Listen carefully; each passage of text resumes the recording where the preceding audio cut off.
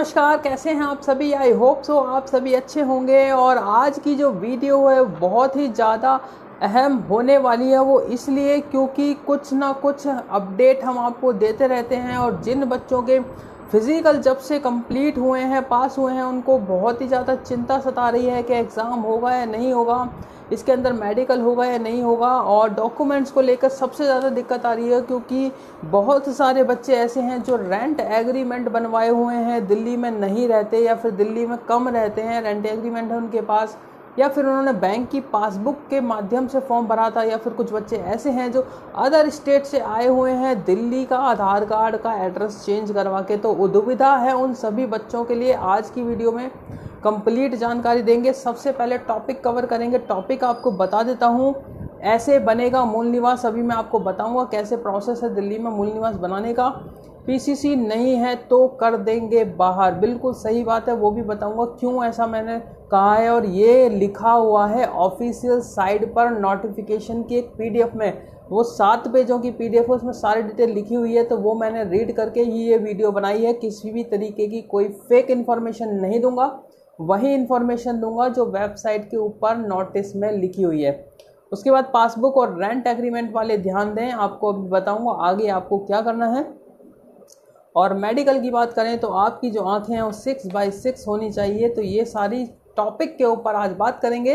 तो चलते हैं वीडियो में आगे। उससे पहले अगर आप हमारे चैनल पर नए हैं, वीडियो को पहली बार देख रहे हैं, तो चैनल को सब्सक्राइब करे बगैर बिल्कुल भी मत जाना, क्योंकि अगर आपने चैनल को सब्सक्राइब नहीं किया तो आपका इसी तरीके की कोई लेटेस्ट जानकारी आपसे मिस हो जाएगी और आपको फिर आगे प्रॉब्लम हो सकती है। तो दिल्ली होम गार्ड से रिलेटेड और जितनी भी हम आगे वैकेंसियां आएंगी, अभी एसएससी जीडी की हाल ही में वैकेंसी आ गई है जैसे कि आपको पता होगा, और उनके फिजिकल भी होने हैं, फिजिकल की भी ताज़ा अपडेट देंगे। साथ ही साथ एनटीपीसी के फॉर्म भी निकल चुके हैं, तो हम उनके बारे में भी बताएंगे। लेकिन फिलहाल जो टॉपिक है इनको कवर करते हैं। तो चलते हैं वीडियो में आगे की तरफ।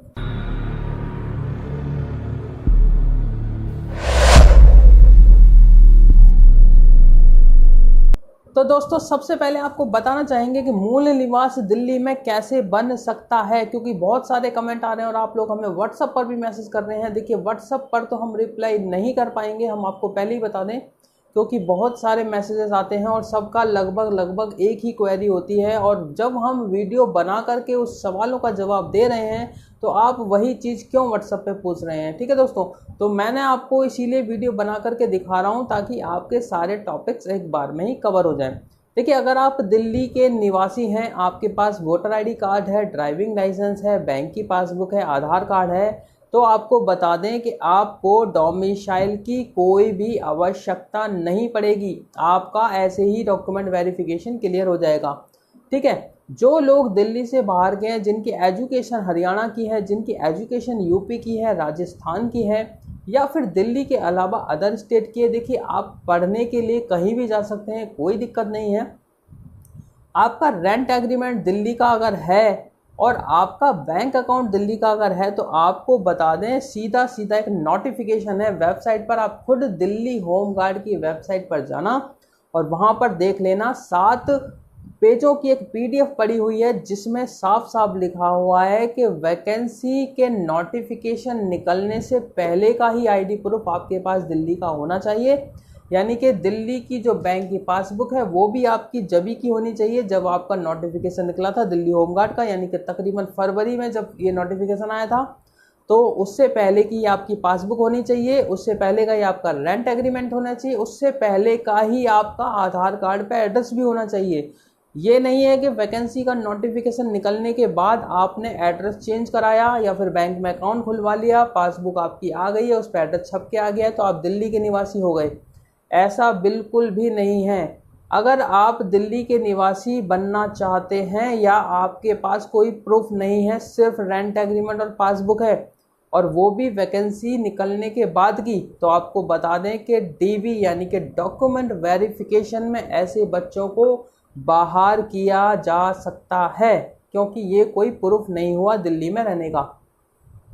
अगर आपको दिल्ली का परमानेंट प्रूफ बनवाना है जैसे कि मूल निवास प्रमाण पत्र, तो वो कैसे बनेगा उसका मैं एक बार प्रोसीजर बता देता हूँ, उसका मैं एक बार डॉक्यूमेंट्स बता देता हूँ, आपको ध्यान से सुनिएगा।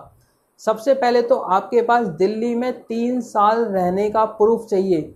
3 साल रहने के कम से कम 3 साल के बिजली के बिल यानी कि इलेक्ट्रिसिटी बिल आपके पास होने चाहिए। साल का एक बिल लगेगा, जैसे कि सन 2022 का एक प्रूफ लग जाएगा, 2023 का एक बिजली का बिल लग जाएगा, 2024 का एक बिजली का बिल लग जाएगा। साथ ही साथ अगर आप 18+ हैं तो आपके पास दिल्ली की 3 रेजिडेंशियल प्रूफ आईडी और होनी चाहिए, जैसे कि आपका आधार कार्ड, आपका वोटर आईडी कार्ड, दिल्ली का बैंक स्टेटमेंट या फिर किसी भी सरकारी एग्ज़ाम आपने कोई दिया हो उसका एडमिट कार्ड। इस तरीके की आपकी 3 आईडी भी होनी चाहिए, यानी कि 3 बिजली के बिल के साथ में 3 आईडी प्रूफ भी होने चाहिए, जिससे आप डोमिसाइल के लिए आवेदन कर सकते हैं। आपको दोबारा से बता देता हूँ, 3 बिजली के बिल 21 का, 22 का, 23 का या फिर 22 का, 23 का, 24 का, मतलब कंटिन्यू 3 साल के बिजली के बिल।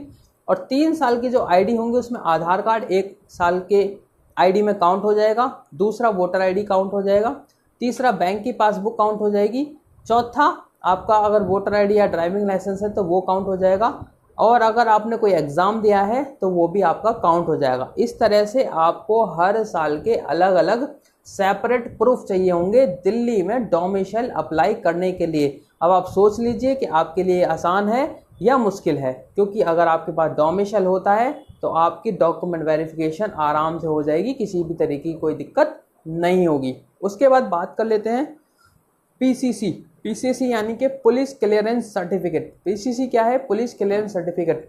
जिन बच्चों की वेरिफिकेशन हो जाएगी उसके साथ में आपको एक दिल्ली पुलिस की पुलिस क्लियरेंस सर्टिफिकेट भी मांगा जाएगा, और वो उन्हीं का क्लियर होगा जो ऑलरेडी दिल्ली में रहते हैं।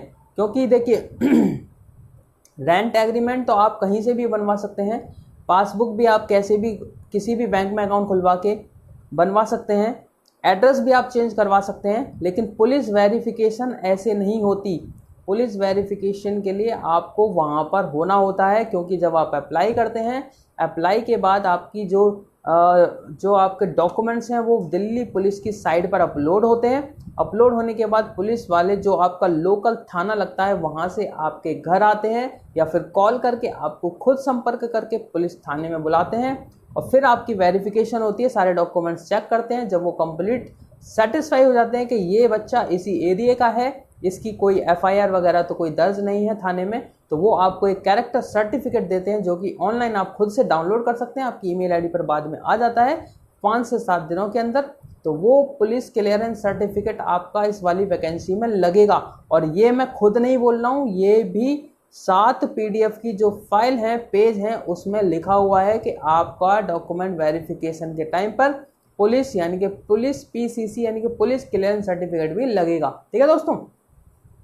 पासबुक और रेंट एग्रीमेंट वाले ध्यान दें, आपको मैंने इसलिए बोला था कि रेंट एग्रीमेंट आपका जभी का होना चाहिए जब आपका नोटिफिकेशन नहीं निकला है, अदरवाइज आपको बाहर किया जा सकता है। और जिन बच्चों ने वैकेंसी निकलने के दौरान जब ये देखा कि बैंक पासबुक से फॉर्म भरा जा रहा है, उस समय पर अकाउंट खुलवाया था और वो अकाउंट आपने उसमें लगा दिया है, तो हो सकता है कि आपको भी डॉक्यूमेंट वेरिफिकेशन में आउट कर दिया जाए। इसलिए सबसे अच्छा तरीका है डोमिसाइल मूल निवास प्रमाण पत्र आप अप्लाई कीजिए। जिनके पास डॉक्यूमेंट्स कम है, मूल निवास प्रमाण पत्र बनाएंगे तो आपको डॉक्यूमेंट वेरिफिकेशन कंप्लीट हो जाएगी। उसके बाद आंखों के लिए आपको बताया तो मेडिकल में जो यहाँ पर मांगा गया है 6/6 आंखें आपकी कंप्लीट होनी चाहिए। आपको ब्लाइंडनेस का किसी जो कलर ब्लाइंडनेस होती है, यानी कि कलर के अंदर जो नंबर होते हैं उसको पहचानना होता है, कलर ब्लाइंडनेस आपके अंदर नहीं होनी चाहिए। अगर कलर ब्लाइंडनेस भी आपके अंदर दिखाई दी तो आपको भी मेडिकल से बाहर कर दिया जाएगा। ठीक है दोस्तों, तो सारी चीज़ें मैंने कंप्लीट कर दी हैं, चारों चीज़ें। अगर आपको और भी कोई दुविधा हो तो आप कमेंट सेक्शन में कमेंट कर सकते हैं। इसी तरीके की और भी वीडियो देखने के लिए आप हमारे चैनल पर बने रहिए। मिलेंगे नेक्स्ट वीडियो में किसी नए टॉपिक के साथ, तब तक के लिए बाय बाय दोस्तों। जय हिंद, जय भारत।